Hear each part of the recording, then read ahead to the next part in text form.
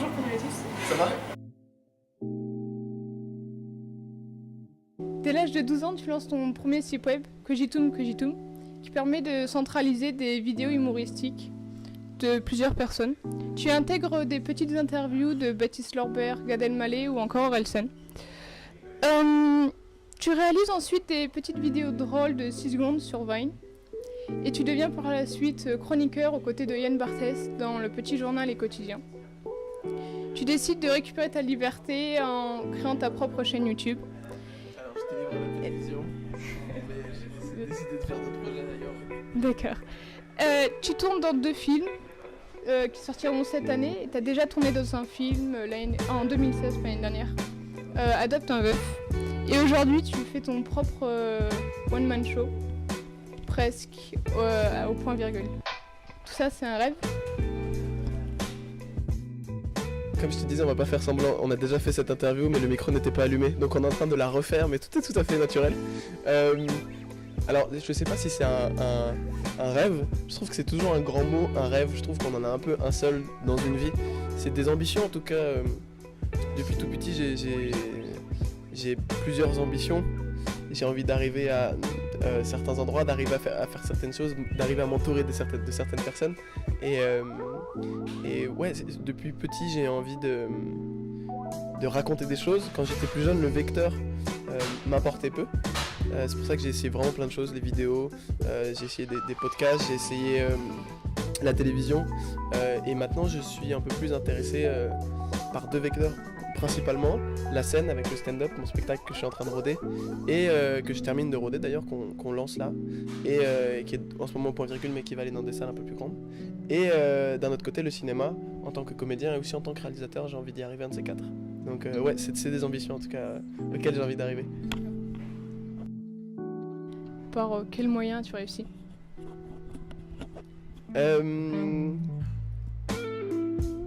Quand j'étais un peu plus jeune, depuis mes 12-13 ans, je voulais faire des petites interviews. Je trouvais ça trop intéressant, j'aimais bien l'idée de pouvoir comprendre ce qui se tramait derrière la tête d'un artiste.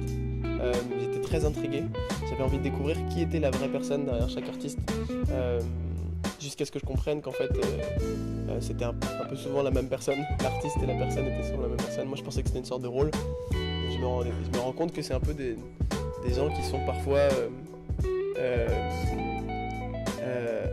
un peu, c'est marrant, il y a D6 qui dit ça dans une chanson, qui marche à côté de la vie, qui regarde un peu la vie, et j'aime bien cette idée-là de se dire qu'un artiste c'est quelqu'un qui va regarder et contempler la vie. Du coup quand j'étais plus jeune ça m'intriguait vraiment, et je voulais absolument les interviewer, les rencontrer, et du coup de mes 12 à mes 15 ans j'ai fait des petites interviews, ça m'a vraiment appris à parler, ça m'a aussi permis de rencontrer des gens et de développer un petit réseau, et après j'ai commencé à faire des petites vidéos humoristiques sur Vine, puis après sur YouTube. Et là pareil, ça m'a permis d'apprendre à écrire, à réaliser, à monter, puisque je montais moi-même avec l'aide d'un de mes frères au début. Et puis la chance, c'est que j'ai vraiment baigné dans un milieu. Quand j'ai commencé Vine, je crois que j'avais 14 ans, j'ai rencontré des gens un peu plus âgés que moi qui étaient très installés artistiquement parlant. Il y avait Freddy Gladieux, Aurélien Prévost, Aramanis par exemple, et c'est des gens avec qui je suis toujours très ami et qui j'ai eu la chance qu'ils m'aident à la télévision aussi. Freddy et Aurélien m'ont aidé ensuite à écrire et à réaliser pour la télévision, et du coup j'ai eu la chance de rencontrer ces gens là qui m'ont vraiment éduqué, qui m'ont aidé à grandir et à apprendre comment travailler l'artistique, et donc je pense que ça a été mon école, ça a été mes rencontres. À tes débuts, tes parents ils ont été souvent ici, ils t'ont soutenu? T'inquiète, tout va bien. Ouais, vraiment. Mes parents ils m'ont vraiment soutenu. Au tout début, j'ai commencé à faire des petites interviews, puis après je me souviens, il y a une interview où je devais louper une demi-journée d'école, et là c'était 2 jours de négociation. Ma mère elle voulait pas au début, ce qui est normal.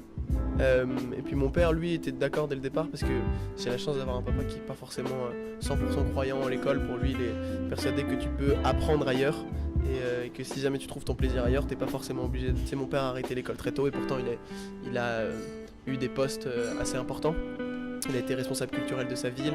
Maintenant, il écrit des bouquins sur la politique. Donc, et oui, j'ai eu la chance très vite quand ma mère a compris que c'était quelque chose qui me tenait à cœur. Elle m'a vraiment aidé, elle m'a soutenu et aujourd'hui encore, alors que je commence à vraiment être un peu plus ancré dans ce milieu-là avec mon spectacle, avec ces films dont tu parlais tout à l'heure.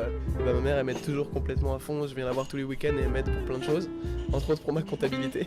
Et mon papa pareil, il m'aide aussi pour plein de choses. Donc j'ai la chance, c'est une vraie chance. Je me rends compte d'avoir des parents qui m'ont soutenu. En 2016, tu fais un TED Talk. Pourquoi as-tu besoin de toujours donner tes idées, de les revendiquer? Je sais pas si c'est un besoin, justement je l'ai fait assez peu. Je l'ai fait que dans ce TED Talk. On me l'a proposé au début, je voulais pas le faire parce que je me disais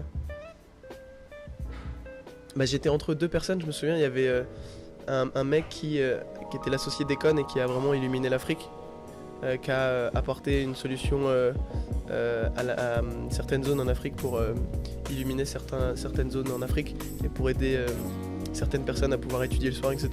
Et après moi, t'as un mec qui avait découvert, je crois, le son des trous noirs ou un truc dans le genre. Moi, j'étais entre les deux et je me disais, mais qu'est-ce que je fous là? Donc ça me fait toujours très peur parce que j'étais jeune, j'avais 17 ans et je suis toujours très jeune et c'est très bizarre de se dire je peux donner des conseils ou je peux partager un point de vue. Mec, t'es jeune, va réviser dans ta chambre et reviens quand t'auras 40 ans et que t'auras appris des choses sur la vie. Mais d'un autre côté, je m'étais dit que je trouvais ça intéressant de pouvoir parler à des gens de mon âge. Donc j'avais pas l'ambition de m'adresser à d'autres personnes que des gens de mon âge au final, comme si je parlais à des potes. Et donc j'ai décidé de faire un petit truc pas trop ambitieux. J'ai vraiment décidé juste de parler de ma vie, de ce que je vivais en ce moment, parce que j'arrivais pas à trop comprendre ce que je vivais en ce moment. Tu sais, j'étais arrivé à la télévision à 17 ans. J'habitais toujours en banlieue parisienne. Je venais en RER des fois à Paris pour tourner les chroniques, etc. Il y avait un truc que j'arrivais pas à comprendre. Tu sais, c'est très bizarre d'être au lycée le matin et après de partir l'après-midi pour tourner un truc avec Karl Lagerfeld et le soir d'être diffusé devant 1,6 million de personnes et le lendemain de revenir en banlieue pour un DST le matin à 8h. Tu vois, c'est très... Donc j'arrivais pas forcément à comprendre et je crois que, en tout cas, ça m'a aidé à comprendre ce que je traversais, d'en parler. Et je fais pareil avec mon spectacle. Dans mon spectacle, je parle d'un truc qui m'est très cher. Et au début, je comprenais pas pourquoi j'avais besoin d'en parler. Et je le fais vraiment très peu, donc je sais pas si c'est un besoin. Mais en tout cas, je l'ai fait à peu près 2 fois, j'ai l'impression. Je l'ai fait avec ce TED Talk et là avec mon spectacle. C'est-à-dire que je parle pendant 1 heure d'un truc très précis qui me tient à cœur. Et en fait, je crois que c'est parce que j'avais besoin d'en parler pour l'assimiler, pour le comprendre. Donc je crois que c'est peut-être une sorte de mini-thérapie que je me fais tout seul. Je me sers de tous les gens pour aller mieux. Et ça t'a apporté quoi personnellement? Ça m'a apporté personnellement? Non, je sais pas ce que ça m'a apporté. Je sais que ça m'a touché de voir que des gens... Déjà, il a fonctionné, je m'y attendais pas. Il a été repris et je crois qu'il a genre 800 000 vues, un truc dans le genre. Et ça m'a vraiment touché parce que je m'y attendais pas.